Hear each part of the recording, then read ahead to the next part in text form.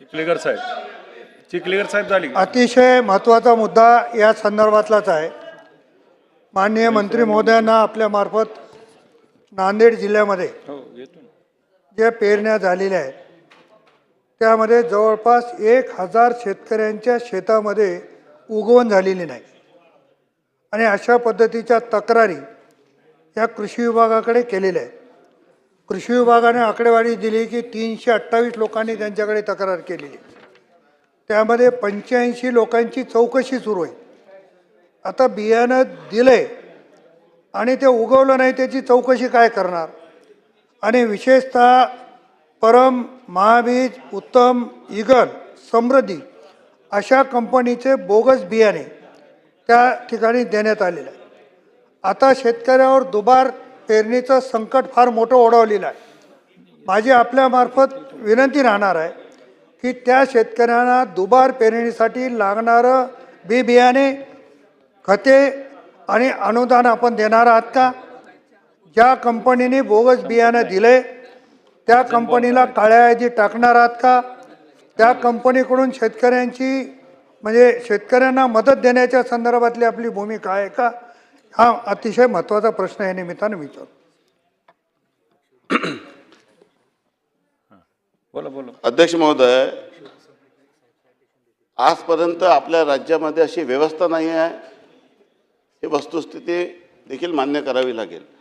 आणि ही व्यवस्था नसल्याने या संदर्भामध्ये शेतकऱ्याला बोगस बियाण्याच्या संदर्भामध्ये त्याला रिलीफ कसं देता येईल त्याची व्यवस्था निर्माण करतो अशा पद्धतीचं मी आश्वासन दिलेलं आहे.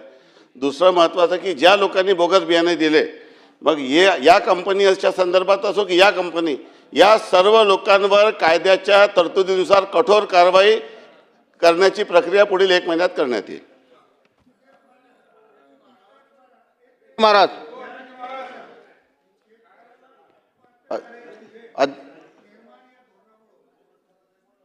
आज शेतकरी संकटात असतानाही संकटाला सामोरं जाऊन पेरणी करतो आणि त्याने दिलेलं बियाणे उगवत नाही आणि शेतकऱ्याला मदत द्यायची भूमिका आपल्याकडे जर असेल तर या आत्महत्या वाढण्याचं कारण जे शेतकऱ्याचं आहे ते हे या धोरणामध्ये आपण बदल करणार का आणि शेतकऱ्याला तात्काळ मदत करण्याची भूमिका घेणार आहात का. आजतागायत अशा पद्धतीची घटना कुठेही घडलेली नाही आहे. त्यामुळे ही जी सूचना आहे ती काय नियमानुसार योग्य आहे. शेवटी त्या शेतकऱ्याचा काय दोष आहे, त्यांनी कोणापासून बियाणे घ्यावे, त्याला काय माहिती काय बियाणे कशा पद्धतीचं आहे. त्यामुळे आपल्या या घटनेची आम्ही गांभीर्याने नोंद घेतलेली आहे. परंतु कायद्याच्या तरतुदीनुसार कारवाई आपल्याला करता येईल आणि कायद्यामध्ये जर तरतूद नसेल तर ती तरतूद करण्याची व्यवस्था आपण निर्माण करत आहोत. या शेतकऱ्याच्या संदर्भामध्ये अशा पद्धतीचे जे शेतकरी आहे या अशा शेतकऱ्यांना ज्यांचं नुकसान झालेलं आहे त्या संदर्भामध्ये देखील कुठल्या पद्धतीने त्यांना रिलीफ देता येईल, आपण शासनाकडून मदत करता येईल अशी मागणी केलेली आहे. शेवटी आपल्या मदत पुनर्वसनची आणि जे काही आपले जे प्रचलित नियम आहे त्या प्रचलित नियमामध्ये अशी व्यवस्था नाही आहे. परंतु या घटनेची नोंद घेऊन या संदर्भामध्ये जे कारवाई करणं शक्य आहे ती कारवाई करण्यात येईल हे मी सभागृहाला आश्वस्त करतो.